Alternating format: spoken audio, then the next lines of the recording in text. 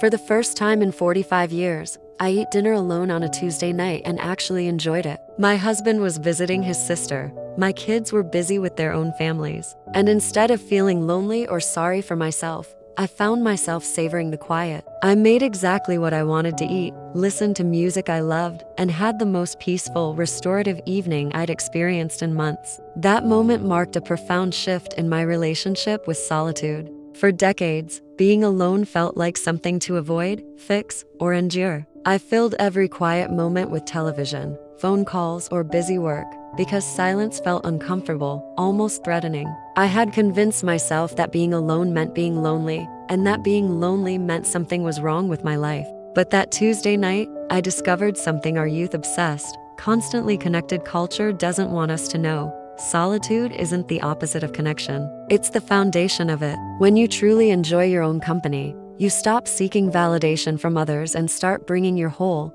contented self to every relationship and experience. Learning to be peacefully alone is one of the greatest gifts of aging. We've accumulated enough life experience to be interesting companions to ourselves. We've developed enough self-knowledge to appreciate our own thoughts and interests. And we've gained enough wisdom to understand that the relationship you have with yourself sets the tone for every other relationship in your life. Today, I'm sharing 5 transformative ways to embrace solitude as a source of strength, creativity, and deep contentment, rather than something to fear or avoid. Here are 5 powerful ways to embrace solitude as a source of strength and contentment, rather than something to fear or avoid. Way number 1. Distinguish between loneliness and solitude. Loneliness is feeling disconnected and isolated even when you're surrounded by people. Solitude is choosing to be alone and finding peace in your own company. The difference is choice and mindset. I learned this when I realized I felt lonelier at crowded social events where I didn't connect with anyone than I did spending quiet evenings at home pursuing my own interests. Solitude becomes nourishing when you approach it as self-care rather than punishment.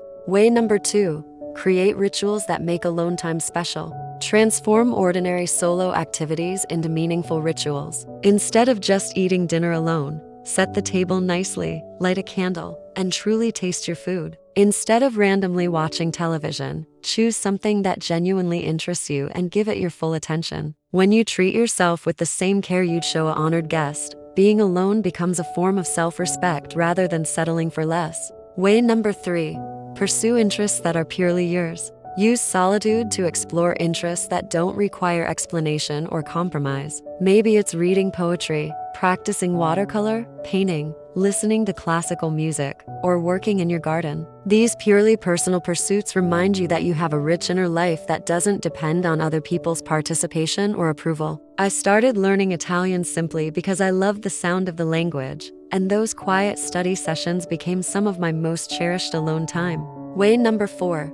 Practice internal conversation and self-reflection. Develop the skill of thoughtful internal dialogue. Ask yourself questions like, what am I learning about myself these days? Or what brings me the most satisfaction right now? Treat your own thoughts and insights with curiosity and respect. This isn't talking to yourself in a concerning way. It's developing a conscious relationship with your inner wisdom and treating your own mind as worthy of attention. Way number 5. Use solitude for creative and spiritual exploration. Quiet time alone is perfect for activities that nourish your soul. Journaling, meditation, creative projects, or simply sitting with your thoughts and observations about life. These activities often require solitude to develop properly. You can't access your deepest creativity or spiritual insights while managing other people's needs and expectations. Solitude becomes sacred when you use it to connect with aspects of yourself that only emerge in silence. Learning to enjoy solitude has significant financial benefits because it reduces the pressure to spend money on entertainment, social activities, and purchases designed to fill emotional voids. The contentment economics financial strategy. When you genuinely enjoy your own company, you stop making purchases based on loneliness, boredom, or the need to keep up with social expectations. Many seniors overspend on entertainment, dining out, travel, and shopping because they're trying to fill time or avoid being alone with themselves.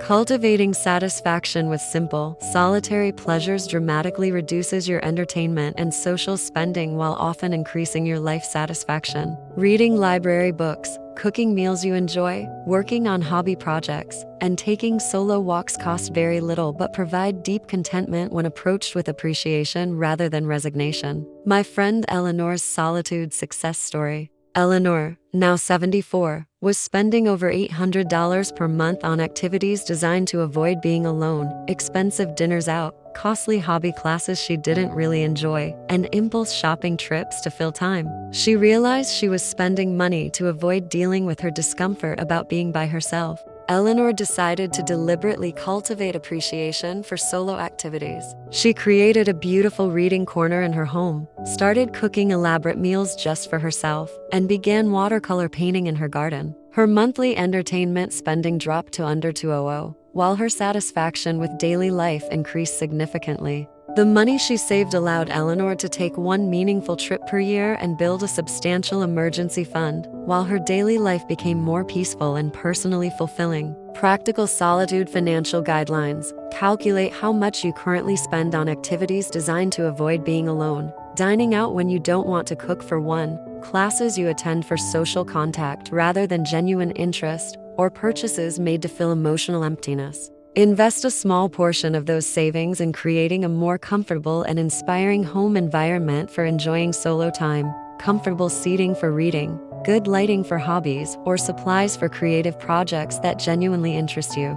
Consider how contentment with solitude affects major financial decisions like housing. When you enjoy being at home alone, you might choose to invest in making your living space more beautiful rather than moving to be closer to social activities that don't truly fulfill you. Remember, financial independence is enhanced when your happiness doesn't depend on expensive social activities or purchases made to avoid uncomfortable feelings about being alone. Gentle movement in solitude can be deeply restorative and help you connect with your body's wisdom without the pressure of keeping up with others or meeting external expectations. The Mindful Solitude Movement series. Please check with your doctor before starting any exercise routine. 1. Contemplative standing or sitting meditation. Stand or sit comfortably and simply focus on your breathing for 1-2 minutes. This isn't about achieving anything or doing the movement perfectly. It's about being present with yourself and appreciating your body's natural rhythms. This practice builds comfort with stillness and internal awareness. 2. Gentle self-massage and body appreciation. Using your hands, gently massage your shoulders, neck, and arms while appreciating how these parts of your body have served you throughout your life. Move slowly and mindfully, treating your body with the kindness you'd show a dear friend. This builds a positive relationship with your physical self. 3. Slow, intentional stretching. Reach your arms gently overhead, then to each side, moving only as far as feels comfortable. Hold each stretch for 10-15 seconds while breathing calmly. Focus on the sensation of movement rather than achieving any particular goal. This helps you tune into your body's current needs and capabilities. 4. Mindful walking or stepping in place. Take 20 slow steps, either walking around your space or stepping in place while seated. Focus completely on the sensation of movement, the rhythm of your steps, and the feeling of your feet connecting with the ground. This combines gentle movement with meditation. 5. Peaceful breathing with arm movement. Slowly raise your arms as you breathe in, then lower them as you breathe out. Repeat 8 to 10 times while focusing on the coordination between breath and movement. End by sitting quietly for 30 seconds, appreciating the sense of calm this creates. Remember, these movements are designed to enhance your relationship with yourself, not to achieve fitness goals. Focus on how the movements make you feel rather than how they look. Use this time to practice being present with your body without judgment. Gentle movement in solitude can be deeply meditative and restorative. Listen to your body and modify movements to suit your comfort level. Let me show you how to start a simple reflection journal that transforms your alone time into meaningful self-discovery and appreciation. Creating your daily reflection practice. Step 1. Choose your journal format. Use a simple notebook, your computer, or even the Notes app on your phone. The key is choosing something that feels inviting and accessible to you. Don't worry about having perfect handwriting or finding the ideal journal. Start with whatever feels comfortable. Step 2. Establish a daily reflection time. Pick a consistent time each day for 10-15 minutes of reflection writing. Many people enjoy this practice with morning coffee or as an evening wind-down activity. Consistency matters more than the specific time you choose. Step 3. Use simple reflection prompts. Start each entry with one of these prompts. Today I noticed, or something I appreciated about myself today was, or a moment that brought me peace today was. These prompts help you focus on positive observations and self-awareness. Step 4.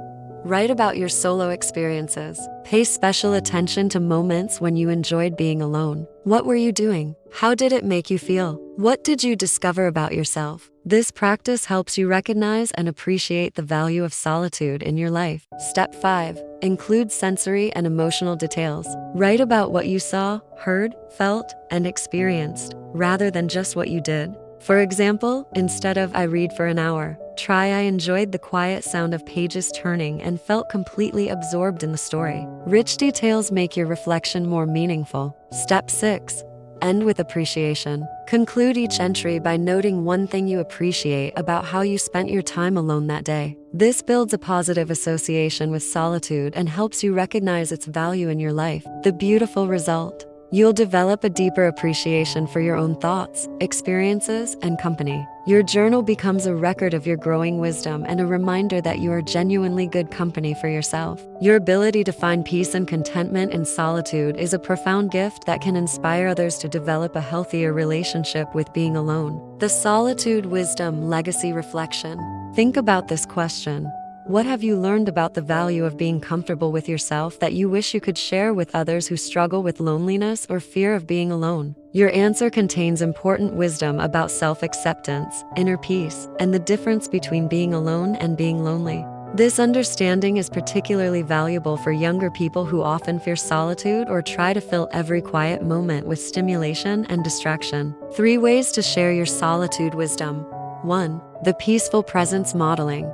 When you demonstrate genuine contentment with your own company, you give others permission to value solitude as well. Your peaceful presence when alone shows family members and friends that being by yourself can be restorative rather than sad or concerning. 2. The inner life conversation. Share with younger family members what you've learned about developing a rich inner life through reflection, creativity, and self-awareness. Talk about how solitude has helped you understand yourself better and find peace that doesn't depend on external circumstances. 3. The self-companionship skill teaching. Help others learn practical skills for enjoying their own company. How to create meaningful solo rituals. How to pursue personal interests without needing others' participation. And how to distinguish between healthy solitude and problematic isolation. This week's Solitude Legacy Challenge. Share one specific way that learning to enjoy solitude has improved your life with someone who might benefit from this perspective. Maybe it's a story about discovering a new interest through quiet time alone, or how peaceful evenings at home have become a source of restoration rather than loneliness. Your comfort with solitude represents emotional maturity and self-acceptance that can inspire others to develop a healthier relationship with being alone. When you model contentment with your own company, you help others understand that solitude is a skill worth developing rather than a problem to solve. Tonight's challenge will help you practice appreciating your own company and transforming alone time into meaningful solitude. The Sacred Solitude Challenge. Tonight, create one intentional period of solitude lasting at least 30 minutes where you focus on genuinely enjoying your own company. This could be preparing and eating a meal mindfully while paying attention to flavors, textures, and your own enjoyment. Sitting quietly with a cup of tea or coffee, focusing on the warmth, taste, and peaceful moment. Reading something that genuinely interests you without any distractions like television or phone notifications. Working on a creative project or hobby while appreciating the process rather than focusing on results. Taking a slow, contemplative walk while noticing your surroundings and internal responses. Writing in a journal about your thoughts, observations, or appreciations from the day. The key is approaching this time with intention and appreciation, rather than just filling time until something better comes along. Focus on being present with yourself rather than waiting for the solitude to end. If you feel comfortable sharing, come to the comments and write, "Tonight I'm practicing sacred solitude by specific activity." When you publicly commit to valuing your own company, you normalize solitude as self-care rather than settling for less. You might be surprised by how restorative and meaningful this intentional alone time feels. When you approach solitude as a gift rather than a burden, it becomes a source of peace and self-connection. Remember, learning to enjoy your own company is a skill that enhances every aspect of your life by making you a more content and complete person in all your relationships and activities. Let's celebrate what we've discovered about the wisdom of solitude.